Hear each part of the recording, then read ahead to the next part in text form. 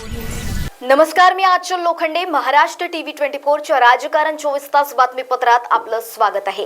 एक नजर टाकूया महाराष्ट्रभरातील राजकीय घडामोडींवर. त्याआधी नजर टाकूया हेडलाईन्सवर. श्रीकांत शिंदे विजयाची हॅट्रिक करतील, उदय सामंतांचा विश्वास. उद्धव ठाकरेकडून काळाराम मंदिरात महाआरतीसाठी राष्ट्रपती द्रौपदी मुर्मू यांना आमंत्रण. राम कधीच एकटे नव्हते, उद्धव ठाकरेंचं वक्तव्य. आणि उद्ध्वस्त वाकरेंना घर शब्दाचा अर्थ समजला नाही, ज्योती वाघमारे यांचं वक्तव्य. आणि आता बातम्या सविस्तर. मिलिंद देवरा यांच्यासारख्या नेत्याची एकनाथ शिंदे यांना साथ मिळाली तर मुंबईत शिवसेना भक्कम होईल. त्यांच्या मनात पक्षात येण्याची इच्छा असेल तर शिंदे यांचे नेतृत्व स्वीकारून वंदनीय बाळासाहेबांचा विचार पुढे नेण्यासाठी शिवसेनेत प्रवेश करावा, असं वक्तव्य उद्योग मंत्री उदय सामंत यांनी केलं. तर श्रीकांत शिंदे यांच्याविषयी बोलताना, कुणी किती श्रीकांत शिंदे यांच्या मतदारसंघात गेले तरी त्यांना धोका नाही, ते विजयाची हॅट्रिक करतील, असा विश्वास देखील उदय सामंतांनी दाखवलाय. तुम्ही जे वक्तव्य ऐकता आमच्या विरोधातले, मला काही बेस नसतो, पण मी जे कायमस्वरूपी सांगत आलो, मी ज्यावेळी तुम्हाला सांगितलं की शिवसेनेचे काही आमदार उद्धव बाळासाहेब ठाकरे शिवसेनेचे आमच्याकडे येणार आहेत, त्याच्या पुढच्या 10 दिवसामध्ये नीलमताई गोरेंनी प्रवेश केला, त्याच्यानंतर मनीषाताई कायंदेने प्रवेश केला, त्याच्यानंतर माजी आमदार तुकाराम कातेसाहेबांनी प्रवेश केला, अनेक नगरसेवकांनी प्रवेश केला. त्याच्यावर माझ्याकडे काही ऑथेंटिक माहिती असते म्हणून मी बोलतो. आणि म्हणून मी तुम्हाला देखील अनेक वेळा विनंती केलेली आहे की रोज सकाळी जे टावर फोडून बोलतात त्यांचे जास्त मनावर घेऊ नका, त्याच्यामध्ये काही तथ्य नसतं. जे आता कुठं आहे काय मला काहीच माहीत नाही, परंतु त्यांचं व्यक्तिमत्व मी जे बघितलेलं आहे, त्या व्यक्तिमत्वाचा जो अभ्यास केलेला आहे ते अभ्यासू व्यक्तिमत्व आहे. ते ज्यावेळी खासदार होते त्यावेळी अतिशय चांगल्या पद्धतीनं त्यांनी संसदेमध्ये मुंबईचे प्रश्न मांडलेले आहेत. आणि मी जसं सांगितलं की माजी केंद्रीय मंत्री मुरली देवरा साहेबांचं त्यांना आशीर्वाद आहे. आणि असा चेहरा जर मुंबईमध्ये आम्हाला मिळाला एक सहकारी म्हणून, शिवसेनेची ताकद फार मोठ्या पद्धतीनं वाढेल आणि मुंबईमध्ये आम्हाला देखील एक चांगला चेहरा मिळेल. खासदार साहेबांचा मतदारसंघ, श्रीकांत शिंदे साहेबांचा मतदारसंघ. मी स्वतः एक 8 दिवसापूर्वी श्रीकांत शिंदे साहेबांच्या मतदारसंघामध्ये एका आध्यात्मिक कार्यक्रमासाठी गेलो होतो. मला असं वाटतं की जो माणूस, जी व्यक्ती, जो लोकप्रतिनिधी समाजातल्या प्रत्येक घटकासाठी काम करतो त्याला कुठेही राजकीय धोका असू शकत नाही. तेव्हा कोणीही कुठेही त्यांच्या मतदारसंघामध्ये गेलं तरी डॉक्टर श्रीकांत शिंदेंच्या जागेला कितीही धोका नाही. ते आहे त्याच्यापेक्षा फार मोठ्या पद्धतीनं हॅट्रिक करतील आणि फार मोठ्या मताधिकारी निवडून येतील. आपण जशी चर्चा ऐकलेली तशी मी चर्चा ऐकलेली आहे. पण मिलिंद देवरांना मी जेवढं ओळखतो, मिलिंद देवरा हे अतिशय लोकांमध्ये जाऊन काम करणारे एक मुंबईचं नेतृत्व आहे. त्यांना मुरली देवरा साहेबांचा वारस आहे आणि मुरली देवरांचा वारसदार म्हणून काम करत असताना मुंबईमध्ये अनेक आमदार, माजी आमदार हे त्यांच्यासोबत काम करत आहेत आणि त्यांच्या नावाला आणि त्यांच्या कामाला एक वेगळं बल आहे. एकनाथ शिंदे साहेब ज्या पद्धतीनं अहोरात्र मेहनत करतात लोकांसाठी, अशा नेत्याला जर मिलिंद देवरासारख्या एका नेत्याची साथ मिळाली तर मुंबईमध्ये अतिशय मोठ्या पद्धतीनं शिवसेना वाढू शकते, हे माझं प्रामाणिक मत आहे. आणि मी देखील त्यांना आवाहन करेन की त्यांच्या मनामध्ये पक्षामध्ये यायचं जर चालू असेल तर त्यांनी शिंदे साहेबांचं नेतृत्व स्वीकारून वंदनीय बाळासाहेबांचा विचार पुढे नेण्यासाठी शिवसेनेमध्ये प्रवेश करावा. महाराष्ट्र टीव्ही 24 साठी ब्युरो रिपोर्ट, रत्नागिरी. अयोध्येत रामलल्लाची प्राण प्रतिष्ठापना पंतप्रधान नरेंद्र मोदी यांच्या हस्ते करण्यास माजी मुख्यमंत्री उद्धव ठाकरे यांनी विरोध केलाय. मुंबईत घेतलेल्या पत्रकार परिषदेत त्यांनी खास ठाकरे शैलीत या कार्यक्रमाची खरपूस समाचार घेतला. या देशाला राष्ट्रपती आहेत असा चिमटा काढत त्यांनी रामलल्लाची प्राण प्रतिष्ठापना राष्ट्रपती द्रौपदी मुर्मू यांच्या हस्ते करण्याचा आग्रही मागणी केली. त्यासाठी त्यांनी सोमनाथ मंदिराचा दाखला दिला. तत्कालीन राष्ट्रपती डॉक्टर राजेंद्र प्रसाद यांच्या हस्ते प्राण प्रतिष्ठापना करण्यात आल्याची आठवण त्यांनी करून दिली. राम मंदिराच्या लोकार्पणाचा मुहूर्त त्यांनी केलेला आहे.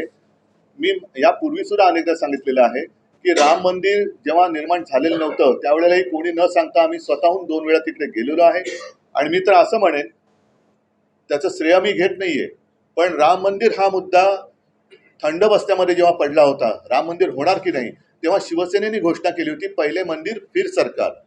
आणि शिवतीर्थावरच्या दसरा मेळाव्यामध्ये मी जाहीर केलं होतं की तो नोव्हेंबर महिना होता, मी अयोध्येला जाणार आणि जाताना शिवजन्मभूमीची माती घेऊन मी राम जन्मभूमीला गेलो होतो.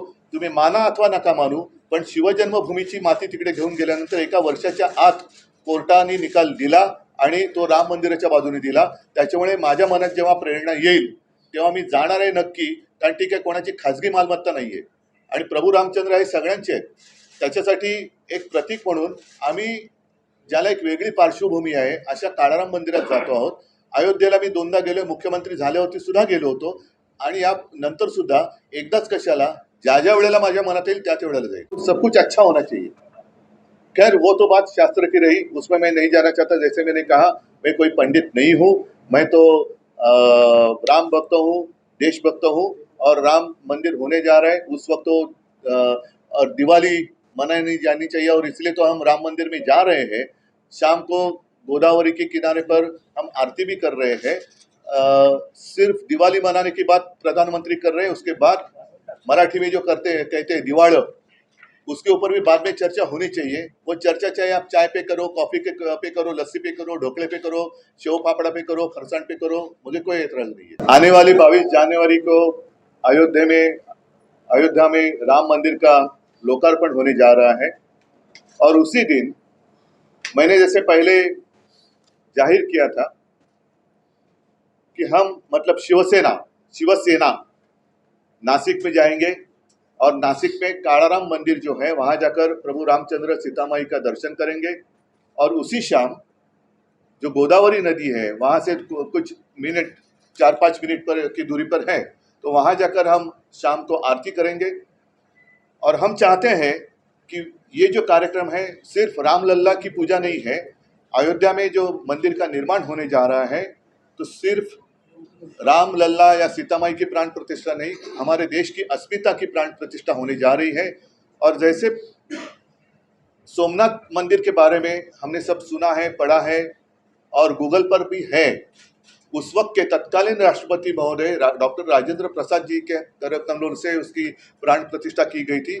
हम तो चाहते थे या चाहते हैं आज भी वैसे ही वहाँ अयोध्या में राम मंदिर का लोकार्पण राष्ट्रपति जी के कर कमलों द्वारा होना चाहिए. लेकिन वो अलग बात है, राजनीति में मैं नहीं जाना चाहता हूँ क्योंकि एक पवित्र क्षण है. हम तो दिल से महामहिम राष्ट्रपति महोदया को आमंत्रित कर रहे आपके माध्यम से एक आमंत्रण दे रहे और हमारे सांसद हैं और जो भी मतलब सांसद है, नेता है, वो वहाँ जाकर उनको ठीक से आमंत्रित भी करेंगे. तसं शंकराचार्यानं पण आहे. पण राष्ट्रपती जसं मी म्हणून हा उल्लेख केला की त्यावेळेला राष्ट्रपतींच्या हस्ते प्राणप्रतिष्ठा केली गेली होती, तशी राष्ट्रपतींच्या हस्ते तिकडे व्हावी अशी आजही आमची मागणी आहे आणि तिकडनं ते केल्यानंतर ते नाशिकला येऊ शकतात. पण राष्ट्रपती जसं शंकराचार्यानं बोलवलं, शंकराचार्यांचा आत्ता आपण जो मुद्दा काढला त्यांनी सांगितलं की आम्ही फक्त टाळ्या वाजवायला जाणार का. आता त्यांचा प्रश्न आहे, कारण जर आपण हिंदू धर्म आणि हिंदुत्व मानत असू तर ज्याचं काम आहे त्यांनी केलं पाहिजे. राजकारणी जी लोक आहेत, नेते लोक आहेत, त्यांनी बाजूला बसलं पाहिजे. आमची काही हरकत नाही आहे, बाजूला बसावं. आणि हा राष्ट्राचा जर का अस्मितेचा प्रश्न असेल तर राष्ट्रपतींच्या हस्ते व्हायला पाहिजे. महाराष्ट्र टीव्ही 24 साठी ब्युरो रिपोर्ट, मुंबई. रवींद्र वायकर यांना बेकायदेशीर हॉटेल बांधण्याची परवानगी कशी मिळाली असा सवाल करत खेळाची जागा 3 कोटीची जागा 3 लाखात दिली. शहीद बलवा महाल चित्रपट मधील यांनी जागा कमी किमतीत दिली. रवींद्र वायकर यांच्या 500 कोटींच्या बेकायदेशीर हॉटेल घोटाळ्याची चौकशी आता प्रवर्तन निदेशालयानेही सुरू केली आहे अशी माहिती भाजप नेते किरीट सोमय्या यांनी दिली. रवींद्र वायकर 5 स्टार घोटाळ्याची चौकशी ईडीने पण आता सुरू केली आहे. रवींद्र वायकरला हा जो प्लॉट आहे जो त्यांनी 21व्या शतकाच्या सुरुवातीत विकत घेतला, तो शाहिद बालवा अविनाश भोसले यांच्या महल पिक्चर्सने ज्या जागेची मार्केट बाजार मूल्य 3 कोटी रुपये होती, तो 3,93,01,000 रुपये. हा प्लॉट 1% म्हणजे 3 लाखात दिला. रवींद्र वायकर 500 कोटी 5 स्टार हॉटेल घोटाळ्याची सुरुवात तिथून झाली. आमच्याकडे या एग्रीमेंटची कॉपी आहे जी आम्ही इन्कम टॅक्स आणि ईडीला दिली आहे. म्हणजे 3,93,01,000 जागा फक्त 3 लाख मध्ये दिली तर उद्धव ठाकरेचे पार्टनर वायकरांचा घोटाळीची सुरुवात तिथपासून झाली. दुसरी गोष्ट, ही जागा आरक्षित होती खेळाचं मैदान म्हणून. 20 जानेवारी 2004 हा टेम पेपर आहे. 9 फेब्रुवारी 2004 रोजी महापालिका, महाल पिक्चर्स आणि रवींद्र वायकर या तिघांचा करार झाला.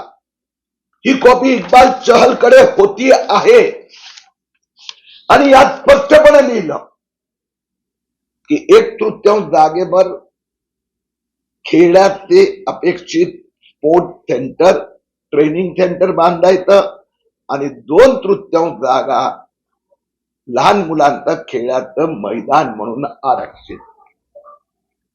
असे असताना इक्बाल चहलला पूर्णपणे माहित होतं. असे असताना इक्बाल चहल मुंबई महापालिका आयुक्तांनी 5 जुलै 2021 रोजी हे उरलेल्या 2/3 खेळाचा मैदान जे महापालिकेचं मालकीचं त्यांचा पद्धत कायम मैदान राहणार असं एग्रीमेंट असताना इक्बाल चहल आणि रवींद्र वायकरांनी दुसरं एग्रीमेंट केलं. तिथे 500 कोटीचं 2 लाख स्क्वेअर फूट हॉटेलला परवानगी दिली. गमतीदार गोष्ट अशी आहे की इक्बाल चहल महापालिका आयुक्त आणि रवींद्र वायकर दोघांना माहित असताना जुलै 2021 मध्ये ही 5 स्टार हॉटेलची परवानगी 5 जुलै 2021 ला चहल साहेब तुम्ही सांगा का दिली. वायकरचा दबाव होता, मुख्यमंत्री कार्यालयातून निरोप होता, तत्कालीन मुख्यमंत्र्यांनी आपल्याला काही सूचना दिल्या होत्या, याची चौकशी व्हायला हवी. चौकशी 5 जुलै 2021 ला खेळाचं मैदान 5 स्टार हॉटेलसाठी देण्याचा निर्णय कुणाचा? महापालिका आयुक्तांचा की मंत्रालयाचा? मुख्यमंत्री कार्यालयाचा की इक्बाल चहलचा? एवढंच नव्हे, हे सगळं आम्ही महापालिकाकडे उपस्थित केलं. त्यानंतर 5 मार्च 2023 रोजी इक्बाल चहलनी एक 7 पानी उत्तर पाठवलं आणि त्यात त्याने सांगितलं मी जे परमिशन दिली आहे ती कायदेशीर योग्य आहे. आणि त्यानंतर मुख्यमंत्र्यांना मी भेटलो, मुख्यमंत्र्यांनी चौकशीचे आदेश दिले आणि हे हॉटेल बेकायदेशीर परमिशन दिली होती असं शिंदे सरकारने सांगितल्यानंतर इक्बाल चहलने ती परमिशन रद्द केली. माझी मागणी आहे, मी मुख्यमंत्री एकनाथ शिंदेशी बोललो आहे, या घोटाळ्याची सखोल चौकशी व्हायला हवी.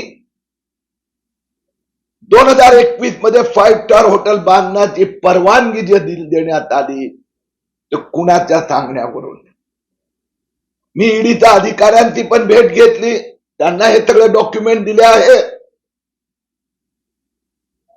2023 मध्ये परत इक्बाल चहल म्हणतात परमिशन कायदेशीर आणि 3 महिन्यानंतर ते रद्द करतात. तर इक्बाल चहलची पण चौकशी व्हायला हवी. मी ईडीकडे मागणी केली आहे की रवींद्र वायकर 3 कोटीची जागा 3 लाखात 1% 2003 मध्ये म्हणजे आज त्याचं व्हॅल्यू काय? याची चौकशी व्हायला हवी. हा कुणाचा किकबॅक होता, मनी लॉन्ड्रिंग होतं आणि हा निर्णय कुणाचा, इक्बाल चहलचा की मुख्यमंत्री कार्यालयाचा, याची पण चौकशी व्हायला हवी. मला विश्वास आहे की 16 तारखेला रवींद्र वायकर ते पार्टनर आणि 17 तारखेला रवींद्र वायकर यांना ईडीने बोलवले आहेत. यातना आणखीन सत्य बाहेर येणार. महाराष्ट्र टीव्ही 24 साठी ब्युरो रिपोर्ट मुंबई. आणि यासह राजकारण 24 तास या बातमीपत्रात वेळ झाली एका छोट्याशा विश्रांतीची. आपकी जिंदगी की ऊंची उड़ान अब उड़ान लैंड डेवलपर्स एंड बिल्डर्स के साथ, क्योंकि उड़ान लैंड डेवलपर्स एंड बिल्डर्स आपके लिए लेके आए हैं मौजा साली गोदनी में NATP लेआउट. गढ़चिरौली और गोंदिया समृद्धि हाईवे से महज 500 मीटर की दूरी पर, Wanjari medical engineering college layout से 500 मीटर की दूरी पर, साथ ही नागपुर हुड़केश्वर से चंद्रपुर ताड़ोबा हाईवे रोड पर. Project by Anand homes. Udaan land developers and builders, सही रहा उड़ान की. तो आज ही आइए और अपने सपनों के प्लॉट कम से कम दाम में पाए, वो भी बैंक लोन के साथ. हमारा पता प्लॉट नंबर 16 शिवांगी नगर हुड़केश्वर रोड नागपुर. संपर्क करें 9860298056 और 8055396190. आँखों की संपूर्ण देखभाल के लिए मध्य भारत का जाना माना नाम माधव नेत्रालय. यहाँ आँखों की पूरी तरीके की जांच के साथ सभी प्रकार के ऑपरेशन किए जाते हैं. मोतिया बिंदु, काज बिंदु, रेटिना, साथ ही कॉर्निया के उपचार भी होते हैं. तिरछेपन और युवाओं में चश्मा हटाने का ऑपरेशन भी आधुनिक लेजर तरीके से होता है. आँखों की सभी समस्याओं व अधिक जानकारी के लिए संपर्क करें माधव नेत्रालय, साई मंदिर के पास, Gajanan Nagar T point, Ajni, Nagpur. Dial करें 6785200 या Madhav Netralaya premium centre, Vasudev Nagar metro station के पास, Hingna T point, Nagpur. Dial करें 35023000.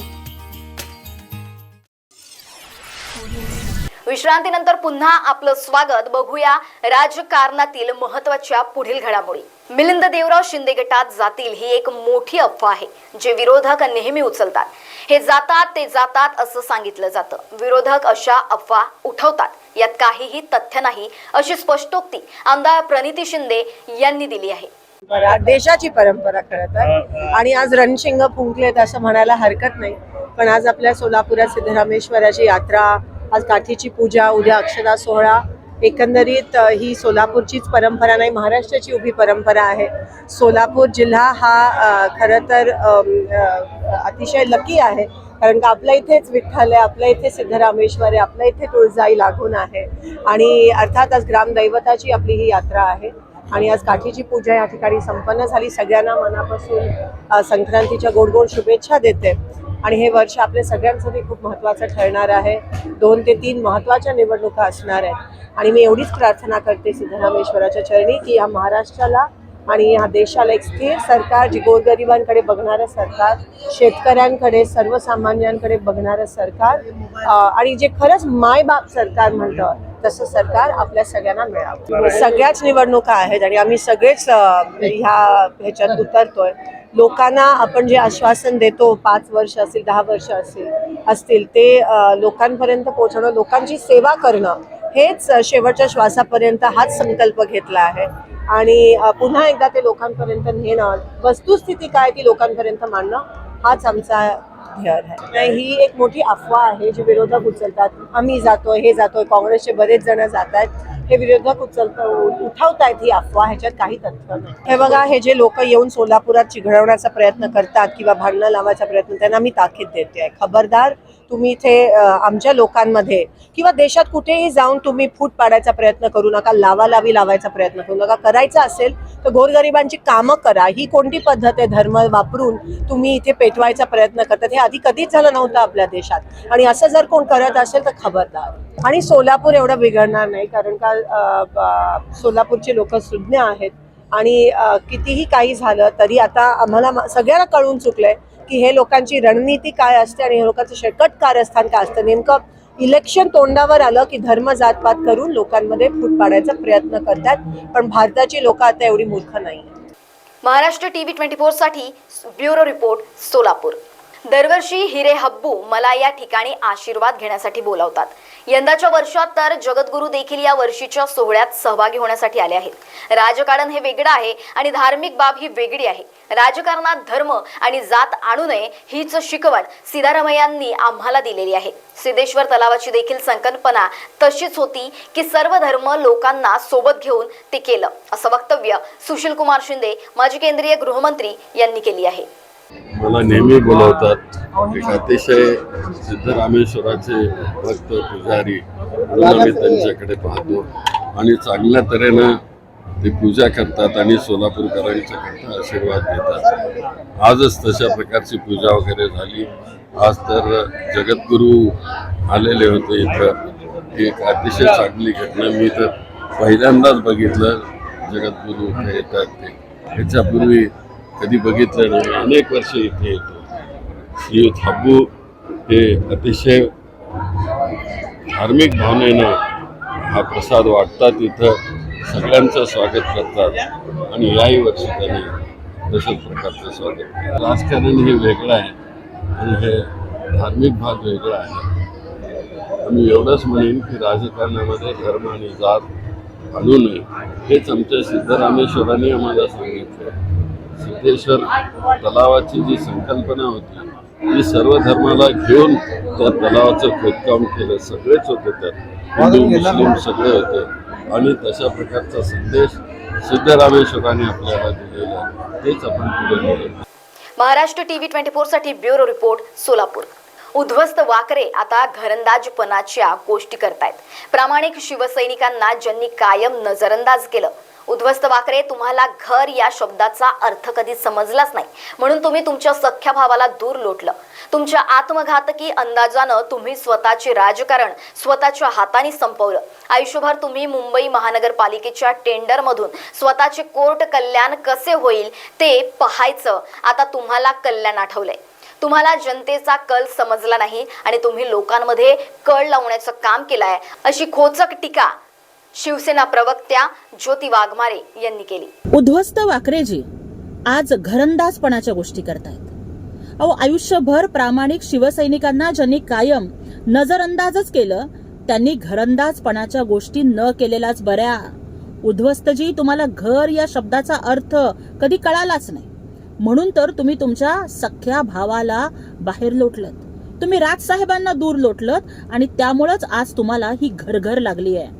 तुमचा जो आत्मघातकी अंदाज आहे ना त्याच्यामुळेच तुम्ही स्वतःचं राजकारण स्वतःच्या हातानं संपवून घेतलं आणि आयुष्यभर तुम्ही मुंबई महापालिकेच्या टेंडरमधून फक्त स्वतःचं कोर्ट कल्याण कसं होईल हेच बघितलं आणि आज तुम्हाला कल्याण आठवतंय.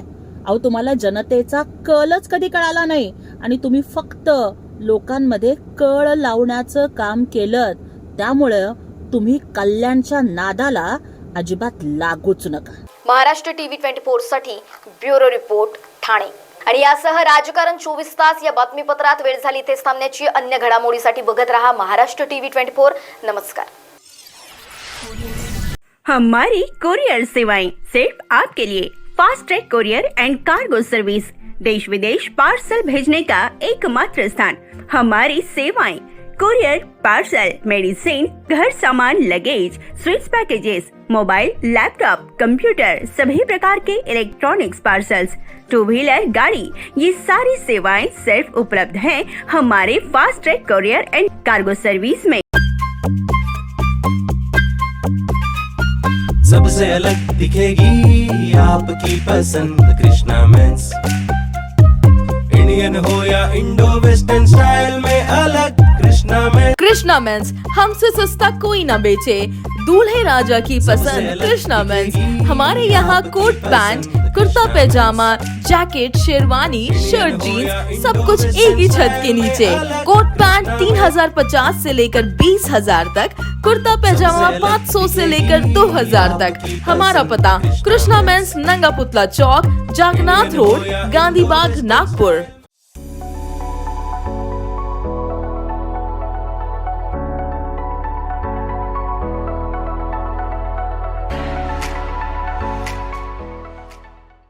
इस शादी सीजन तैयार हो जाइए सेंटर ऑफ अट्रैक्शन बनने के लिए. कैसे?